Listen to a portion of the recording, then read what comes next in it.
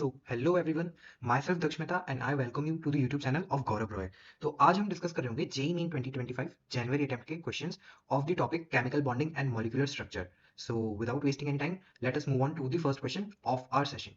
तो पहला क्वेश्चन जो है हमारा 22 जनवरी शिफ्ट 1 का क्वेश्चन है. So the question is the number of molecules और ions that show linear geometry among the following.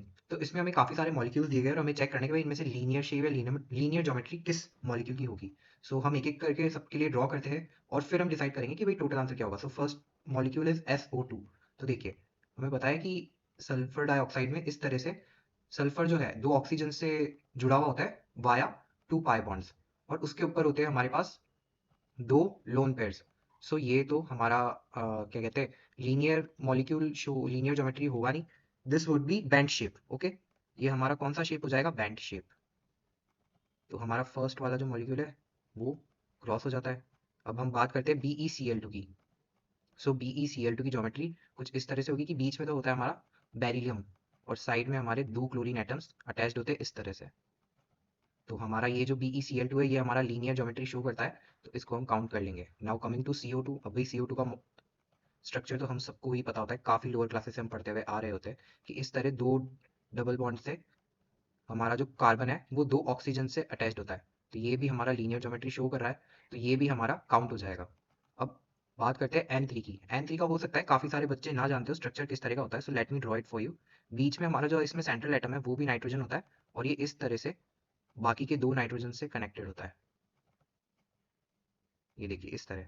और इसमें होता क्या है ना, जो अपना सेंट्रल एटम वाला नाइट्रोजन है उसके ऊपर तो एक प्लस चार्ज होता है और जो हमारे सराउंडिंग एटम वाले नाइट्रोजन है उन दोनों पे होता है नेगेटिव चार्ज. अब बात करते हैं NO2 की. अब NO2 जो है हमारा वो एक ऑड इलेक्ट्रॉन स्पीशी है, राइट. सो उसका जो स्ट्रक्चर होता है इस तरह का होता है कि एक तो हमारे पास होता है कोऑर्डिनेट बॉन्ड यहाँ और एक हमारे पास होता है डबल बॉन्ड से अटैच्ड ऑक्सीजन यहाँ. अब एक इलेक्ट्रॉन जो बच जाता है ना वो यहाँ इसके p ऑर्बिटल में होता है जो प्योर p ऑर्बिटल है. तो ये इन दोनों बॉन्ड्स को कुछ ना कुछ रिपल्शन प्रोवाइड करता रहता है जिस वजह से ये लीनियर ना होके थोड़े से बैंड या V शेप को लेने लग जाते हैं. तो इसलिए हमारा जो NO2 है वो लीनियर नहीं होगा और हमने क्या देखा था जो SO2 है वो लीनियर नहीं होंगे. Now moving on to our next molecule which is F2O. अब F2O में भी क्या है ना, हमारा ऑक्सीजन ये रहा और ये दो फ्लोरीन एटम्स से अटैच्ड होगा इस तरह से थ्रू सिंगल बॉन्ड. और ऑक्सीजन के ऊपर क्या है ना, दो लोन पेयर होते हैं. तो वो दोनों lone pair in single bonds को रिपेल करके लीनियर ना करके बैंड शेप में कन्वर्ट कर देते हैं. तो इस वजह से हमारा जो OF2 है ये भी बैंड लीनियर ज्योमेट्री शो नहीं कर रहा होगा. Now moving on to our next molecule which is XeF2. तो Xe में होता क्या है ना, हमारे पास आउटर मोस्ट शेल में 8 इलेक्ट्रॉन्स होते हैं. तो अब इसने दो इलेक्ट्रॉन्स तो अपने बॉन्ड बनाने के लिए यूज कर लिए. तो बचे इसके पास कितने, 6 इलेक्ट्रॉन्स. जिसका मतलब है कि इसके पास तीन लोन पेयर्स होंगे. तो तीन लोन पेयर्स जो है ना एक्सियल पोजीशन एक्वायर कर लेते हैं जो हमारा मॉलिक्यूल है उसकी, और जो इक्वेटोरियल पोजीशंस है उन पे जो हमारा फ्लोरीन है वो जाके चला जाता है. ये सब इस कारण होता है क्योंकि इस पर्टिकुलर अरेंजमेंट में जो हमारा फ्लोरीन है उसका सिंगल बॉन्ड सबसे कम आप कह सकते हैं रिपल्शन एक्सपीरियंस कर रहा होता है. तो ये जो हमारा XeF5 है, सॉरी XeF2 है, इसका जो स्ट्रक्चर है वो कुछ इस तरीके का हो जाता है. ठीक है, तो ये हमारा देखिए एक लीनियर ज्योमेट्री शो कर रहा है XeF2. ये जो तीनों हमारे लोन पेयर्स है ये प्लेन में है और ये एक्सियल पोजीशन पे और इक्वेटोरियल पोजीशन पे हमारे दो फ्लोरीन है आमने सामने. तो हमारा XeF2 भी लीनियर ज्योमेट्री शो करता है. Now let me just clear the board to draw other molecules. थोड़ी सी जगह कर लेते हैं, जस्ट सेकेंड. ओके, तो अब हमारा नेक्स्ट मॉलिक्यूल जो है वो NO2 प्लस है. अब देखिए जो हमारा प्रीवियस NO2 था उसमें जो हमारे लीनियर स्ट्रक्चर अटेन करने के चांसेस थे वो किस वजह से कम हो रहे थे, क्योंकि उसमें एक ऑड इलेक्ट्रॉन था. बट अगर हम उस ऑड इलेक्ट्रॉन को हमारे मॉलिक्यूल से ही गायब कर देते हैं तो हमारा जो मॉलिक्यूल है वो लीनियर ज्योमेट्री एक्वायर करने के कैपेबल हो जाता है. तो इस वजह से जो हमारा NO2 प्लस है ना उसमें N जो हमारा सेंट्रल एटम है उसके ऊपर तो पॉजिटिव चार्ज है और बाकी दोनों ऑक्सीजन सेम ही प्लेन में लाई करेंगे लीनियरली. तो इस वजह से हमारा NO2 भी हो जाता है linear. Now moving on to our next molecule which is I3 minus. अब I3 माइनस में भी जो हमारा XeF2 था ना उसी तरह का कुछ सिमिलर सा स्ट्रक्चर देखने को मिलता है. भाई जो हमारा I माइनस है सेंट्रल एटम उसके पास तीन लोन पेयर्स हो जाते हैं इस तरह से जो कि इसकी एक्सियल पोजीशंस एक्वायर कर लेंगे. और इसके बाद जो बचे हुए दो आई मॉलिक्यूल्स है, आयोडीन मॉलिक्यूल्स, वो इस तरह से अरेंज हो जाते हैं इक्वेटोरियल पोजीशंस पे.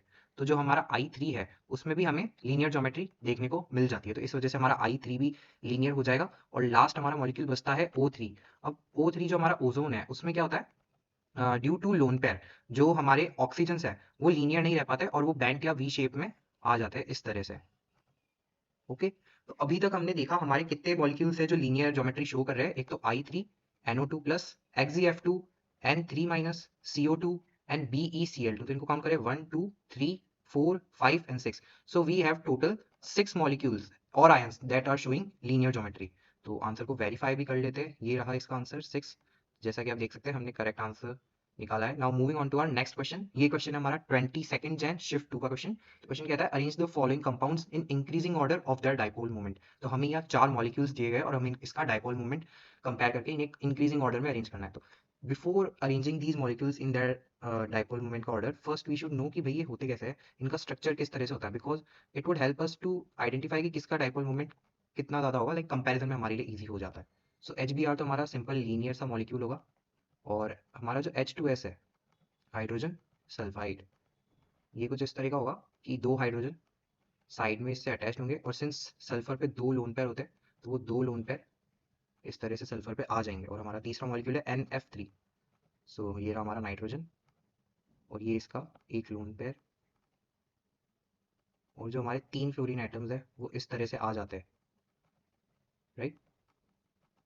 तो बेसिकली टेट्राहेड्रल होकर थोड़ा पिरामिडल फैशन में अरेंज हो जाता है to minimize the repulsion between lone pair and bond pairs. So ये रहा हमारा NF3, एंड लास्टली है हमारा CHCl3। सो हमारा हाइड्रोजन तो इस तरह से कार्बन से अटैच्ड हो जाता है, और बाकी सारे फ्लोरीन्स को हम ऐसे अटैच कर देते हैं। तो ये हमारा प्रॉपर एक टेट्राहेड्रल मॉलिक्यूल है, बिकॉज इसमें कहीं भी लोन पेयर अवेलेबल नहीं है हमारे सेंट्रल एटम पे, राइट। ओके, सो ये रहा हमारा CHF3। अब इसमें हम देखें कि हमारा जो मॉलिक्यूल है उसमें डाइपोल्स का डायरेक्शन किधर होगा, जो इंडिविजुअल बॉन्ड्स है उनके बीच में डाइपोल्स का। सो यहाँ HBr में तो ऑफ कोर्स जो हमारा डाइपोल का डायरेक्शन है वो Br की तरफ होगा, since Br is more electronegative. But हमारा जो H2S है उसमें देखिए ऊपर की साइड तो हमेशा जो हमारा डाइपोल का डायरेक्शन होता है वो लोन पेयर्स की तरफ होगा है, since it is the most electronegative between S and lone pair. But जब यहाँ हम करते हैं तो यहाँ हमारा जो डायरेक्शन होगा वो सल्फर की तरफ होगा, hydrogen, because sulphur is more electronegative than hydrogen. अब हमारा थर्ड मॉलिक्यूल देखते हैं, तो हमारे थर्ड मॉलिक्यूल में जो नाइट्रोजन और लोन पेयर की तरफ, लोन पेयर के बीच में जो डाइपोल है वो तो होगा लोन पेयर की तरफ। बट यहाँ नीचे fluorine is the most electronegative in our periodic table, we all know. तो इस वजह से जो हमारे तीनों डाइपोल्स है नीचे के, उन तीनों की डायरेक्शन टूवर्ड्स एफ हो जाएगी, राइट। नाउ CHF3 में बात करें तो H और C के बीच में तो जो हमारा कार्बन है वो सबसे ज्यादा इलेक्ट्रोनेगेटिव है। तो इस वजह से जो CH के बीच हमारा डाइपोल मूवमेंट की डायरेक्शन कार्बन की तरफ हो जाती है, और कार्बन और फ्लोरीन के बीच, since fluorine is more electronegative, हमारी डाइपोल की मूवमेंट हो जाएगी फ्लोरीन की तरफ, राइट। तो ये हमारे हो गए 3 इंडिविजुअल डाइपोल। अब इसमें से हम देखें तो वी कैन सी कि भाई ये जो CHF3 का मॉलिक्यूल है इसमें जितने भी डाइपोल्स है सारे के सारे सेम डायरेक्शन में है। सो वी कैन सी कि भाई ये जो CHF3 है, राइट, इसका तो डाइपोल सबसे ज्यादा होना चाहिए, इजंट इट। बिकॉज इसका हमें क्लियरली दिख रहा है कि जो भी डाइपोल है वो सबके सब डाइपोल एक सेम डायरेक्शन में नीचे की तरफ है। तो जब हम इसका वेक्टर प्रोडक्ट भी निकालते हैं, since you all might know कि जो हमारा डाइपोल मूवमेंट होता है वो एक वेक्टर क्वांटिटी होता है, तो जब हम इसका वेक्टर सम भी निकालेंगे तो it is bound to come greater, because सारे के सारे वेक्टर कहीं ना कहीं एक सेम डायरेक्शन या उसके कंपोनेंट में है। नाउ ऐसे ही अगर हम देखें तो H2S में भी जो डाइपोल्स है उनका अगर हम कंपोनेंट निकालेंगे तो वो पूरा कंपोनेंट जो रिजल्टेंट है वो इस तरफ आ जाएगा। सो इसलिए हमारा जो इसके बाद CHF3 के बाद जो हमारा नेक्स्ट मॉलिक्यूल आता है with the greater dipole moment वो होगा H2S। अब हम देखते हैं कि भाई हमारा एक मॉलिक्यूल है NF3 और एक मॉलिक्यूल बचता है HBr, तो इनमें से किस में डाइपोल मोमेंट नेट मॉलिक्यूल में ज्यादा होगा। तो हम देखते हैं कि HBr के बीच में जो डाइपोल मोमेंट है ना वो ज्यादा होगा, सिंस इसकी जो बॉन्ड लेंथ होगी वो भी ज्यादा होगी, और इन दोनों के बीच में जो इलेक्ट्रोनेगेटिव डिस्टेंस है वो भी काफी हाई है। तो इस वजह से HBr जो है ना हमारा, उसका डाइपोल मोमेंट ज्यादा हो जाता है NF3 से। Also, one more, you can say, reason of HBr having more dipole moment than NF3 is that कि NF3 में जो N और लोन पेयर के बीच का जो डाइपोल मोमेंट है ना वो देखिए अपोजिट डायरेक्शन में आ रहा है, जबकि जो N और F के बीच के डाइपोल मोमेंट है 3, ये तीनों नीचे आ रहे हैं। तो इस वजह से भी ये वाले डाइपोल मोमेंट आपस में कैंसिल आउट होते हुए दिख रहे हैं, तो बस 2 ही बचते हैं। तो रिजल्टेंट हमारा जो आता है ना वो नेट नीचे की तरफ आता है, और HBr के जो डाइपोल मोमेंट है उससे कम हो जाता है। तो इस वजह से हमारा लास्ट जो मॉलिक्यूल होगा वो NF3 निकल के आ जाता है with the least dipole moment in the given molecules, right. तो ये रहा हमारा NF3। तो हम देखें तो ये वाला ऑप्शन हमें दिख रहा है ऑप्शन 2। तो let us verify our answer. So yes, हमारा जो सेकंड ऑप्शन है वो एकदम करेक्ट आंसर है। Now moving on to our third question. So third question is match the following, match the list 1 with list 2। तो इसमें हम देखते हैं first time molecules obeying the octet rule. तो हमें इस तरह के मॉलिक्यूल्स देखने हैं जो कि चार चार बॉन्ड बना रहे हैं, उनके वैलेंस शेल में 8 इलेक्ट्रॉन है प्रॉपर। तो देख सकते हैं हम कि ये फोर्थ ऑप्शन ही है जिसमें इस तरह के मॉलिक्यूल्स हैं जिनके 4-4 बॉन्ड बन रहे हैं। लाइक CO2 में यू कैन सी CO2 में हमारे पास इस तरह से दो दो डबल बॉन्ड से ऑक्सीजन जुड़े हुए होते हैं। सो इधर भी कार्बन जो है हमारा सेंट्रल एटम, वो 4 बॉन्ड्स क्रिएट करा, और CCl4 में भी सिमिलरली टेट्राहेड्रल ज्योमेट्री के साथ 4 बॉन्ड बनते हैं। तो इन दोनों का ऑक्टेट ही कंप्लीट है। तो फर्स्ट का तो हमारा मैच हो गया फोर्थ ऑप्शन के साथ। मॉलिक्यूल्स विद इनकम्प्लीट ऑक्टेट, तो इनकम्प्लीट ऑक्टेट किनका होता है? हाइपोवैलेंट कंपाउंड्स का, राइट। तो हाइपोवैलेंट कंपाउंड्स अगर आप देखें तो हमें क्लियरली दिख रहा है BCl3 और AlCl3।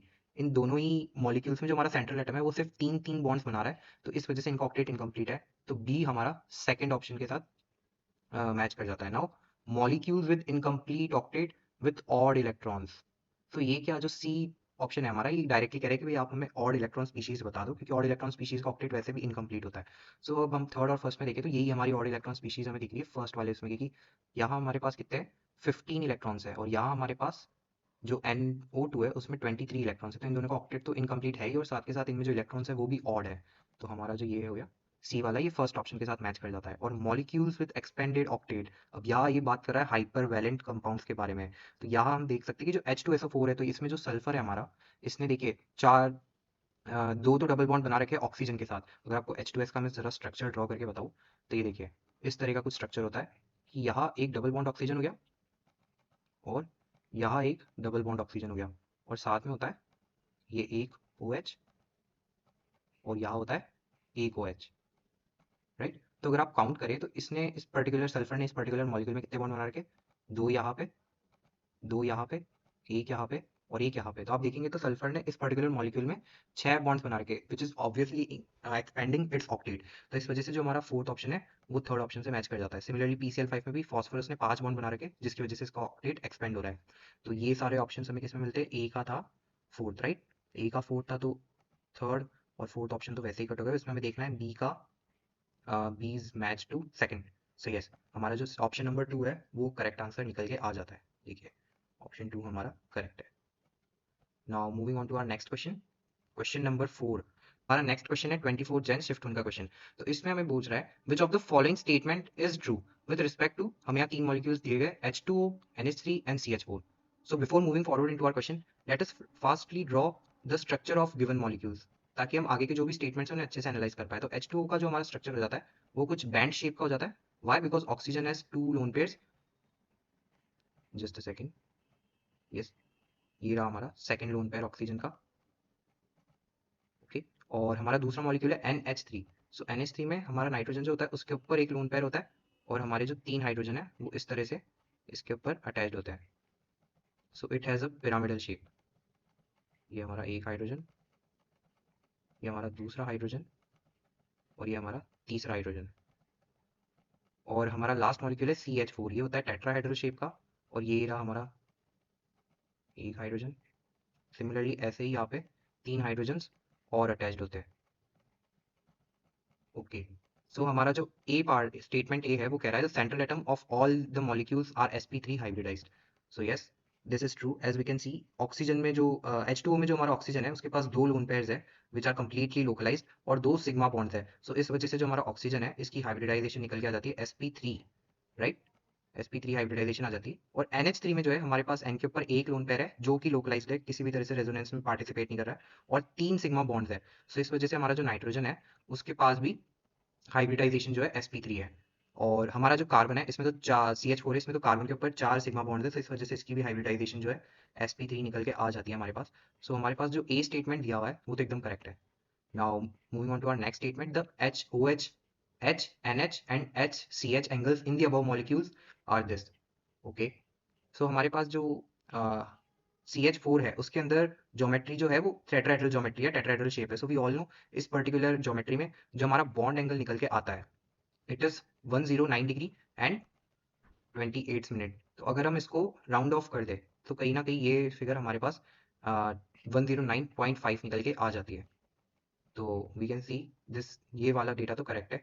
अब सिमिलरली NH3 में क्या होता है ना, due to this lone pair जो ये बॉन्ड एंगल है 109.5 डिग्री का, ये थोड़ा सा कम हो जाता है due to the bond pair and lone pair repulsion. So इस वजह से ये जो एंगल है ये हमारे पास 160 डिग्री का हो जाता है। और similarly in H2O what happens is that there are two lone pairs, तो इस बार जो हमारा bond pair lone pair repulsion है ये और कम हो जाता है, तो इसी कारण जो हमारा बॉन्ड एंगल है वो 104 डिग्री निकल के आ जाता है। So B statement is also correct. Now moving on to our next statement, the increasing order of dipole moment is. अब डाइपोल मोमेंट का ऑर्डर हमसे पूछा गया है।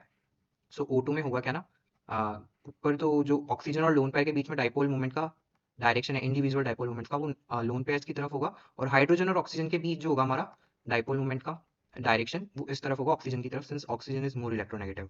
अब NH3 में देखा जाए तो NH3 में जो हमारा डाइपोल मोमेंट का डायरेक्शन है वो इस तरफ होगा नाइट्रोजन और लोन पेयर के बीच। और हाइड्रोजन और नाइट्रोजन के बीच जो हमारा डायरेक्शन है वो इस तरफ होगा, because nitrogen is more electronegative. Yes. और हमारा लास्ट जो बचता है CH4, इसमें जो हमारा डाइपोल मोमेंट का डायरेक्शन है वो कार्बन की तरफ होगा, because carbon is more electronegative than hydrogen. तो ये हमारे 4 एरोज आ गए इस तरह से।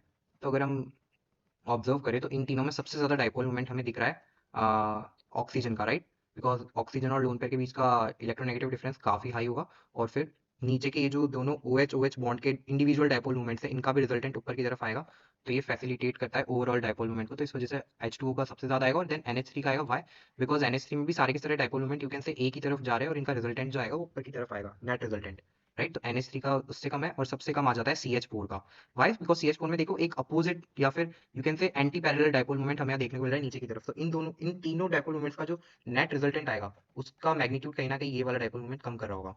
सो our C option is correct as well. अब हम डी स्टेटमेंट की बात करते हैं, both H2O and NH3 are Lewis acids. अब लुईस एसिड होने की सबसे पहली कंडीशन ये होती है कि भाई हमारा जो भी मॉलिक्यूल है उसके अंदर एक वेकेंट ऑर्बिटल होना चाहिए। But as we know nitrogen और ऑक्सीजन दोनों में ही एक भी वेकेंट ऑर्बिटल नहीं होते, since both of them don't have extra p orbital और p orbital to compensate the incoming electrons, इसलिए ये वाला स्टेटमेंट तो पढ़ने से ही गलत हो गया। Now moving to our next statement, statement T. तो a solution of NH3 in H2O is basic. Okay, correct. In this solution, NH3 and H2O acts as Lorry Bronsted acid and base respectively. अब यहाँ ये कह रहा है कि भाई जो NH3 है वो हमारा एसिड है और H2O जो है वो हमारा बेस है, जो कि बिल्कुल ही गलत स्टेटमेंट है। वाई? बिकॉज हमारा NH3 जो होता है वो लॉरी ब्रॉन्स्टेड बेस की तरह एक्ट करता है और जो हमारा H2 है वो लॉरी ब्रॉन्स्टेड एसिड की तरह बिहेव करता है। सो द करेक्ट आंसर्स हमने देखे, A, B और C ही हमारा इसमें से करेक्ट स्टेटमेंट है out of all the given statements. So ये हमारा हो जाता है ऑप्शन 1 में। So let us verify our answer. Yes, option 1 ही हमारा करेक्ट आंसर है। Now moving on to our next question, 24 Jan shift 1। तो ये क्वेश्चन हमसे कह रहा है which of the following linear combinations of atomic orbitals will lead to formation of molecular orbitals in homonuclear diatomic molecules। तो basically हमें इसमें ना काफी सारे कॉम्बिनेशंस दिए गए अलग अलग ऑर्बिटल्स के, और हमें इंटरन्यूक्लियर एक्सिस दी गई है Z एक्सिस। तो हमें देखना है कि भाई कौन सी एक्सिस के अलोंग जो है हमारा एक्चुअल में एक सिग्निफिकेंट ओवरलैपिंग ऑब्जर्व होगी और हमारा मॉलिक्यूलर ऑर्बिटल फॉर्म होगा।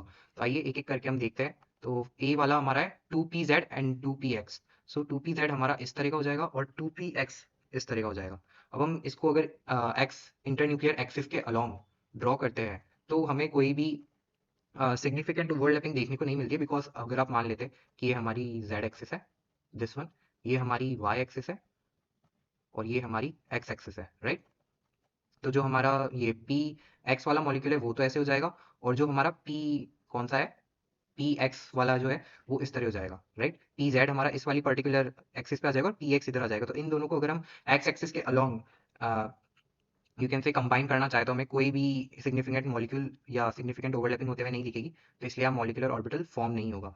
नाउ टॉकिंग अबाउट सेकंड, तो इसमें हमें दिया गया है 2s and 2px, right. So 2px इस कार्य होगा और हमारा जो 2s होगा वो ये वाला ऑर्बिटल होगा। बट जब हम z एक्सिस के अलोंग इनका ओवरलैपिंग कराएंगे, इनका हेड ऑन कोलिजन कराएंगे, तो देखिए ये वाली जो है पी एक्स ऑर्बिटल ये तो एक्स एक्सिस के अलोंग ही रहेगा, और जेड एक्सिस के अलोंग अगर हम यहाँ से कैन यू सी यहाँ से अगर हम 2s वाला ऑर्बिटल लाते हैं तो यहाँ कोई भी हमें सिग्निफिकेंट ओवरलैपिंग होती हुई नहीं दिख रही है, तो इसलिए हमारे सेकंड कॉम्बिनेशन में भी कोई भी मॉलिक्यूलर ऑर्बिटल फॉर्म नहीं हो रहा होगा। Now talking about our third, तो इसमें हमें दिया गया है 3dxy। तो dxy का जो स्ट्रक्चर होता है वो इस तरह का होता है, डबल डम्बल शेप का।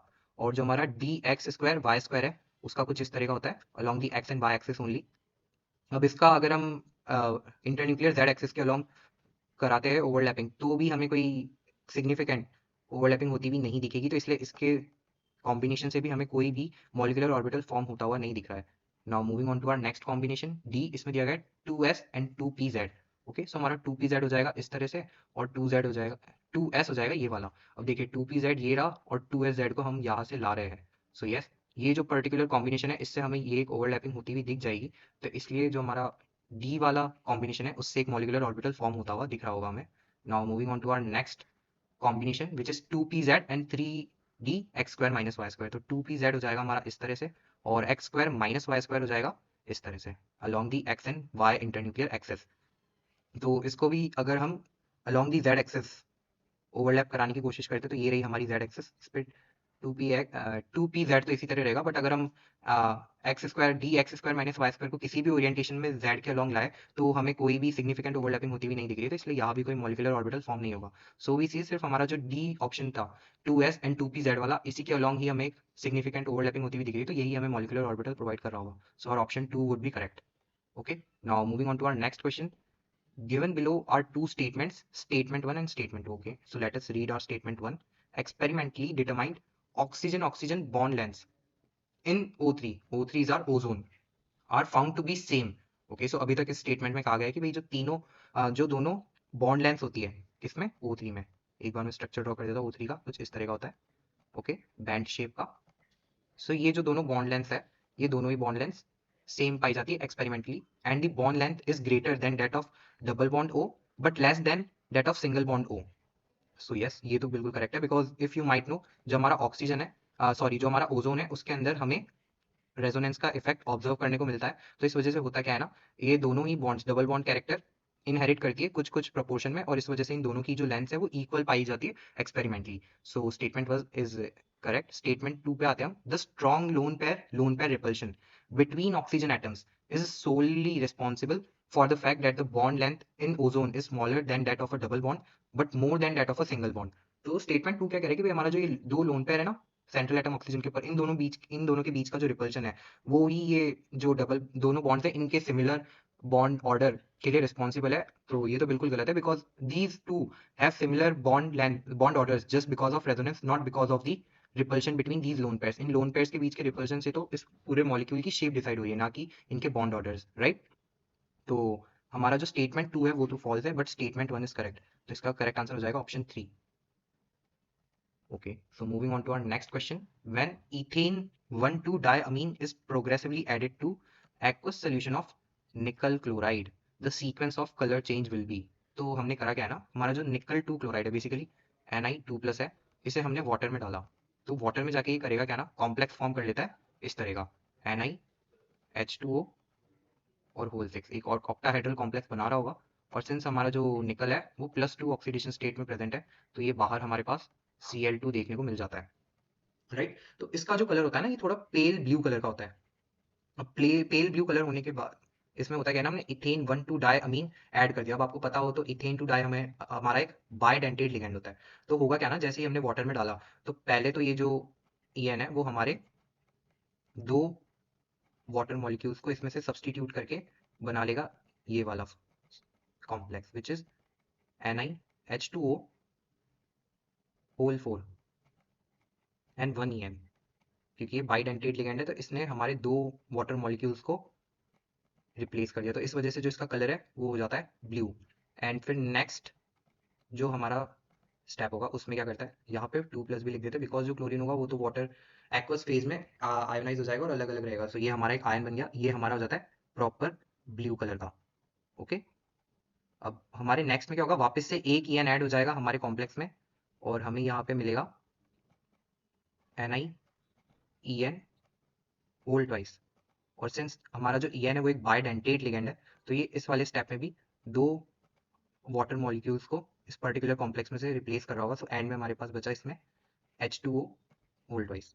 और फाइनली क्या होगा ना, हमारे पास ये वाला कॉम्प्लेक्स बन जाएगा जिसमें सारे के सारे जो वाटर मॉलिक्यूल्स थे इनिशियली, जिनकी वजह से हमारा जो कॉम्प्लेक्स का कलर था वो पेल ब्लू कलर का था, वो कन्वर्ट हो जाएगा वायलेट कलर में।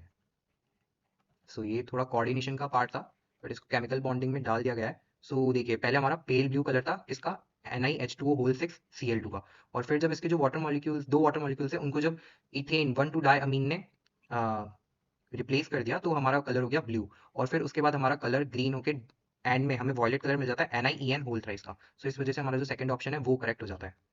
Now moving on to our next question, in the given structure number of sp and sp2 hybridized carbon atoms present respectively are. Okay, तो हमें ये स्ट्रक्चर दिया गया है, एक ऑर्गेनिक मॉलिक्यूल काफी बड़ा था। सो हम इसमें एक एक करके सब कार्बन की हाइब्रिडाइजेशन लिखना चालू करते हैं। तो ये वाला जो कार्बन है इसकी हाइब्रिडाइजेशन होगी sp, सिंस ये सिर्फ 2 सिग्मा बॉन्ड बना रहा है। इस वाले कार्बन की जो हाइब्रिडाइजेशन है वो हो जाएगी हमारे पास sp2। व्हाई? बिकॉज ये 3 सिग्मा बॉन्ड बना रहा है। सिमिलरली इसकी भी क्या हो जाएगी sp2, इस पर्टिकुलर कार्बन की। अब हम आगे मूव करते हैं, तो ये वाला जो कार्बन है इसकी हमारे पास जो हाइब्रिडाइजेशन हो जाती है वो निकल के आ जाती है sp, और इस पर्टिकुलर कार्बन की भी जो हाइब्रिडाइजेशन है वो हमारे पास आ जाएगी sp। इसकी हमारे पास sp3 हो जाएगी, बिकॉज देखिए यहाँ पे जो कार्बन है वो सारे ही सिंगल बॉन्ड्स बना रहा होगा, और इस वाले कार्बन की हमारे पास निकल के आ जाएगी sp2, और सिमिलरली इस वाले कार्बन की हमारे पास आ जाएगी sp2। और ये जो कार्बोनिल का कार्बन है हमारे पास, इसकी हाइब्रिडाइजेशन क्या आ जाएगी, यहाँ एक सिंगल बॉन्ड बना रहा है, यहाँ एक सिंगल बॉन्ड और यहाँ एक सिंगल बॉन्ड, तो इसकी हमारे पास आ जाएगी sp2, राइट। तो हमारे पास देखिए कितने sp2 के हो गए, 1 2 3 4 and 5। So we have 5 sp2 hybridized carbon and 1 2 3 sp hybridized carbon. तो ये किसमें हमारे पास सेकंड ऑप्शन में, तो हमारा सेकंड ऑप्शन हो जाता है correct answer. Now moving on to our next question. So square pyramidal के लिए मैं आपको बता दूं कि इस तरह के जो मॉलिक्यूल्स होते हैं, राइट, जो है हमारे पास AX5E। बेसिकली इसका मतलब क्या है कि ए है हमारा सेंट्रल एटम, एक सेंट्रल एटम हो और उसके सराउंडिंग में 5 जो है हमारे पास सराउंडिंग एटम्स हो, और एक अगर लोन पेयर हो हमारे सेंट्रल एटम पे, तो वो शो करता है स्क्वायर पिरामिडल ज्योमेट्री। तो आइए एक एक करके सभी मॉलिक्यूल्स को हम एनालाइज करते हैं। BR5 में क्या होगा, जो हमारा ब्रोमीन है उसके वैलेंस इलेक्ट्रॉन में होते हैं 7 इलेक्ट्रॉन्स, तो उसने 5 को यूटिलाइज कर लिया सिंगल बॉन्ड फॉर्म करने में, और एक उसके ऊपर लोन पेयर हो गया, तो ये फिट बैठ रहा है हमारे AX5 काइंड ऑफ मॉलिक्यूल में, तो इसलिए ये तो हमें शो कर देगा square pyramidal geometry. But PCl5 में क्या होगा ना, जो हमारा फॉस्फोरस है उसके पास कोई भी वैलेंस सॉरी कोई भी लोन पेयर नहीं होता है, वो 5 वैलेंस इलेक्ट्रॉन्स होते हैं और वो पांचों ही वो बॉन्ड बनाने में यूज कर लेता है, तो ये हमें स्क्वायर पिरामिडल ज्योमेट्री शो नहीं कर रहा होगा। Now moving on to our next question, antimony pentafluoride. तो इसमें भी जो हमारा एंटीमनी है उसके ऊपर तो लोन पेयर होगा, बट जो हमारा फॉस्फोरस है उसके ऊपर एक भी लोन पेयर हमें देखने को नहीं मिलता है, तो इस वजह से ये सेकंड ऑप्शन भी जो है हमारा रिजेक्ट हो जाता है। Now moving on to our third option, तो इसमें एंटीमनी के ऊपर नहीं होगा और जिनॉन के ऊपर लोन पेयर्स अवेलेबल होते हैं, तो इस वजह से थर्ड ऑप्शन भी हमारा इनकरेक्ट हो जाए, क्योंकि यहाँ एंटीमनी फ्लोराइड में जो एंटीमनी है उसके ऊपर लोन पेयर नहीं होता है। Now coming to our fourth option, तो इसमें ब्रोमीन जो है उसके ऊपर भी लोन पेयर होगा और जिनॉन भी जो है उसके ऊपर भी लोन पेयर होगा। वाई? बिकॉज जिनॉन में अगर आपको पता हो तो 8 वैलेंस इलेक्ट्रॉन होते हैं, तो 8 में से ये 2 तो कंज्यूम कर लेता है ऑक्सीजन के साथ बॉन्ड करने के लिए, और 4 कंज्यूम कर लेता है ये फ्लोराइड के साथ बॉन्ड करने के लिए, तो एंड में इसके पास 2 इलेक्ट्रॉन बचते हैं which stays as lone pair on xenon. तो ये दोनों ही मॉलिक्यूल्स हमारे AX5E टाइप के हो जाएंगे, तो इन दोनों में ही स्क्वायर पिरामिडल ज्योमेट्री ऑब्जर्व होगी। So moving on to our next question. Okay, so now moving on to our next question. Our next question is from 20 Jan shift 2। तो क्वेश्चन हमसे क्या कह रहा है, the total number of molecules और species from the following which can be paramagnetic. अब जिन्हें paramagnetism के बारे में नहीं पता है, हमारे कोई भी स्पीशी गिवन है और उसमें हमारे पास अगर एक अनपेयर्ड इलेक्ट्रॉन प्रेजेंट है ना, एक हमारे पास अगर अनपेयर्ड इलेक्ट्रॉन प्रेजेंट होता है तो हम उस स्पीशी को पैरामैग्नेटिक कंसीडर करते हैं। अब अगर हम यहाँ देखें तो ये जो पीछे की स्पीशीज है ये तो सब हमारे पास नॉर्मल स्पीशीज गिवन है, बट ये जो बाकी के एंड के 3 जो मॉलिक्यूल्स है ना, ये हमारे पास कोऑर्डिनेशन कंपाउंड्स गिवन है, तो इनके लिए हम पैरामैग्नेटिज्म एक अलग अप्रोच से आइडेंटिफाई कर रहे होंगे और इनके लिए एक अलग अप्रोच से। तो जो नॉर्मल कंपाउंड्स है उनमें तो हम simply number of electrons calculate कर लेते हैं जो टोटल इलेक्ट्रॉन्स है, और अगर वो इवन होते हैं तो हम कंसीडर करते हैं कि सारे इलेक्ट्रॉन्स ही पेयर्ड फॉर्म में होंगे और जो हमारी स्पीशी होगी वो डायमैग्नेटिक होगी। बट अगर वो ऑड होते हैं तो हम देखते हैं, कंसीडर करते हैं कि भाई जो हमारे इलेक्ट्रॉन्स है उसमें से कोई ना कोई इलेक्ट्रॉन अनपेयर्ड रहा होगा और हमारी जो स्पीशी होगी वो पैरामैग्नेटिक होगी। तो वैसे ही O2 जो है हमारा di electron, di oxygen sorry, उसमें 16 इलेक्ट्रॉन्स है, तो ये हमारा डायमैग्नेटिक होगा। और O2 प्लस है, इसमें हमारे पास 15 इलेक्ट्रॉन्स हो जाएंगे, तो ये हमारा पैरामैग्नेटिक हो जाएगा। O2 माइनस में हमारे पास 17 इलेक्ट्रॉन्स हो जाएंगे, 16 में एक जोड़ेंगे तो माइनस चार्ज आएगा और ये 17 इलेक्ट्रॉन्स हो जाएंगे, तो ये हमारे पास पैरामैग्नेटिक हो जाएगा। NO हमारे पास 15 इलेक्ट्रॉन्स हो जाते, और ये सिंस ऑड नंबर है तो NO भी पैरामैग्नेटिक हो गया। NO2 में हमारे पास हो जाते 23 इलेक्ट्रॉन्स, और सिंस यहाँ 23 ऑड नंबर है तो ये भी हमारे पास पैरामैग्नेटिक हो जाएगा। अब CO की बात करें तो इसमें हमारे पास होते हैं 14 electrons, since 14 is an even number तो ये हमारे पास डायमैग्नेटिक आ जाएगा। अब ये जो हमारे पास तीनों कोऑर्डिनेशन कंपाउंड है ना, इसमें आप देख सकते हैं कि हमारे पास ये वाला एक ऑक्टाहेड्रल कंपाउंड है। अब ऑक्टाहेड्रल कंपाउंड में ना हम वीक फील्ड लिगैंड या स्ट्रॉन्ग फील्ड लिगैंड का कॉन्सेप्ट यूज करते हैं। अब इसमें होता क्या है ना, अगर हमारे पास स्ट्रॉन्ग फील्ड लिगैंड प्रेजेंट है हमारे किसी भी कोऑर्डिनेशन कंपाउंड में विच इज SFL, तब तो हमारे जो डी ऑर्बिटल्स के इलेक्ट्रॉन्स होते हैं वो पेयर हो जाते हैं। Why? Due to high gap in their crystal field stabilization energy. Okay, तो आइए हम एक एक करके देखते हैं। हमारा जो फर्स्ट कॉम्प्लेक्स है इसमें हमारा जो निकल है वो +2 ऑक्सीडेशन स्टेट में प्रेजेंट है। ओके, और निकल का हमारे पास जो एटॉमिक नंबर आ जाता है वो 28 आ जाता है। तो इसका मतलब अगर हम उसके आउटर मोस्ट s ऑर्बिटल में से 2 इलेक्ट्रॉन्स जो है वो रिमूव कर देते हैं, राइट, तो हमारे पास जो d ऑर्बिटल है उसमें 8 इलेक्ट्रॉन्स बचेंगे।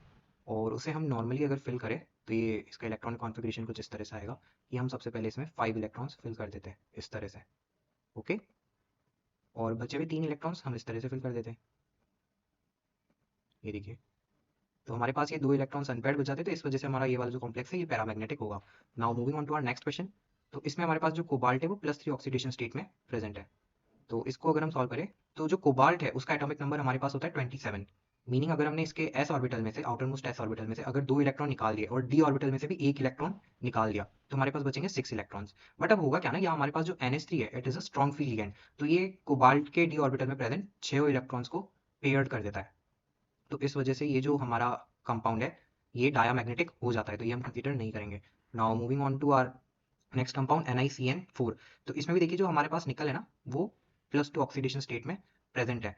तो इसका भी जो डी ऑर्बिटल इलेक्ट्रॉनिक कॉन्फ़िगरेशन होगा वो कुछ इसी तरह का आ रहा होगा, और यहाँ भी 2 इलेक्ट्रॉन्स जो है हमारे पास वो अनपेयर्ड बच रहे होंगे, तो इस वजह से ये भी हमारा पैरामैग्नेटिक हो जाता है। तो हमारे पास टोटल पैरामैग्नेटिक स्पीशी हो गई 1 and then 2 3 4 5 and 6.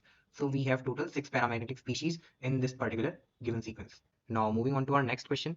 The correct option with order of melting point of pair, ये हमें 3 पेयर दे रखे हैं और इसमें से हमने पूछा है कि भाई जो करेक्ट ऑर्डर होगा मेल्टिंग पॉइंट का वो क्या होगा इन मॉलिक्यूल्स के लिए। सो अगर हम Mn और Fe में देखें तो Fe की जो मेटेलिक बॉन्डिंग होती है वो ज़्यादा स्ट्रॉन्ग होती है इंस्टेड ऑफ Mn, तो इस वजह से जो हमारा Fe है उसकी तो उसका मेल्टिंग पॉइंट हमारे पास Mn से ज़्यादा निकल के आ रहा होता है, राइट। तो ये हमें जो भी दिए गए मेटल्स दिए गए डी ब्लॉक एलिमेंट के, तो इसमें हमें देखना है कि भाई अनपेयर्ड इलेक्ट्रॉन कौन से मॉलिक्यूल में ज़्यादा होंगे, क्योंकि जितने ज़्यादा अनपेयर्ड इलेक्ट्रॉन होते हैं उतनी ही ज़्यादा हमारे पास मेटेलिक बॉन्डिंग देखने को मिलती है। तो इस वजह से मेल्टिंग पॉइंट जो है किसी भी स्पीशी का वो ज़्यादा हो जाता है। अब अगर हम बात करें टीसी, टेक्नीशियम और आरयू की, तो इसमें हमें देखने को मिलता है जो हमारा टेक्नीशियम है उसका इलेक्ट्रॉनिक कॉन्फ़िगरेशन, हमारे पास जो वैलेंस शेल इलेक्ट्रॉनिक कॉन्फ़िगरेशन आ जाता है वो आ जाता है 4d5, राइट। और उसके जो s इलेक्ट्रॉन है उसमें होते हैं 2 इलेक्ट्रॉन, s सबशेल में 2 इलेक्ट्रॉन्स होते हैं, तो ये हमारे पास आ जाएगा 5s2। तो ये, और हमारे पास जो दूसरा मॉलिक्यूल है Ru, उसमें हमारे पास जो है वैलेंस शेल इलेक्ट्रॉन, वो वैलेंस शेल इलेक्ट्रॉनिक कॉन्फ़िगरेशन वो निकल के आ जाता है 4d7, 4d7 एंड 5s1।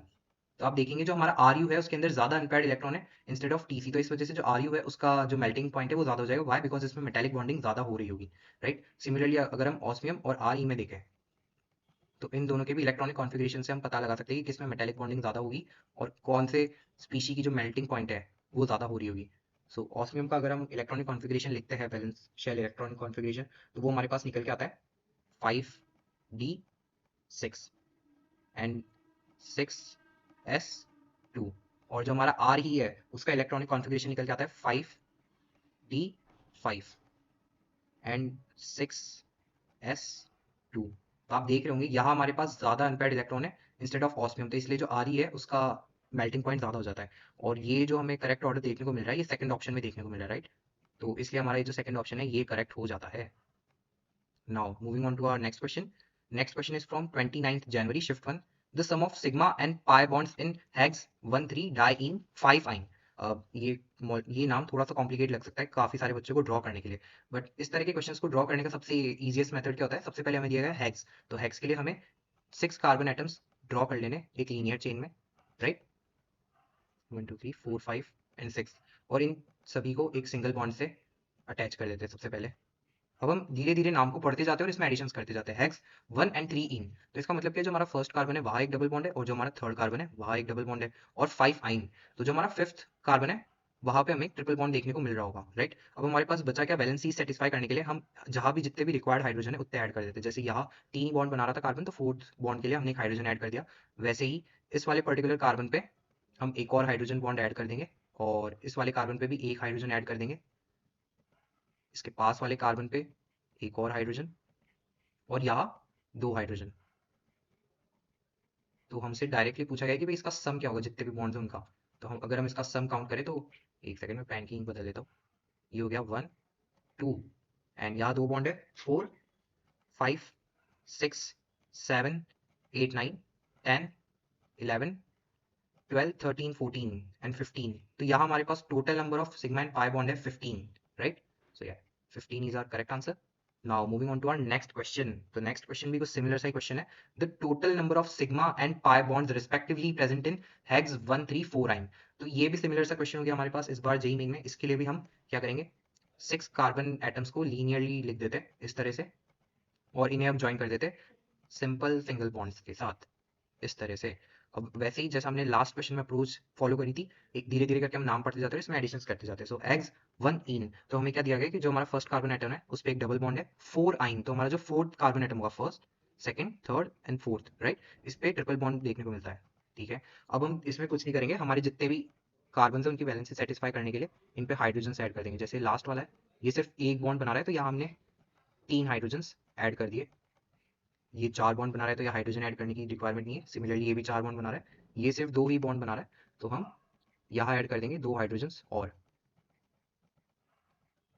और ये वाला कार्बन हमारे 3 बॉन्ड बना रहा है, तो हम यहाँ पे 1 हाइड्रोजन ऐड कर देते हैं. और ये वाला कार्बन 2 बॉन्ड बना रहा है, तो यहाँ हम 2 हाइड्रोजन ऐड कर देते हैं. तो इसी कारण ये हमारा मॉलिक्यूल कंप्लीट हो गया. अब इसमें हम काउंट करते हैं कि भाई हमें बेस्ट पहले सिग्मा बॉन्ड कितने हैं. तो सिग्मा बॉन्ड के लिए 1, 2 एंड देन 3, 4, 5, 6, 7, 8 एंड 9, 10, और इसके 3 बॉन्ड ये हो गए. सो हमारे पास टोटल 13 आ रहे हैं सिग्मा बॉन्ड, राइट. और अब हम काउंट करते हैं पाई बॉन्ड्स. तो पाई बॉन्ड हो गए 1, और यहाँ पे 2 पाई बॉन्ड, तो हमारे पास 3 हो जाते हैं पाई बॉन्ड, राइट. तो हमारे लिए आंसर हो जाएगा 13 and 3, which is in third option. तो बस आज के लिए यही थे हमारे questions. Do let me know that how was the lecture and subscribe to the channel Gaurav bro. Thank you.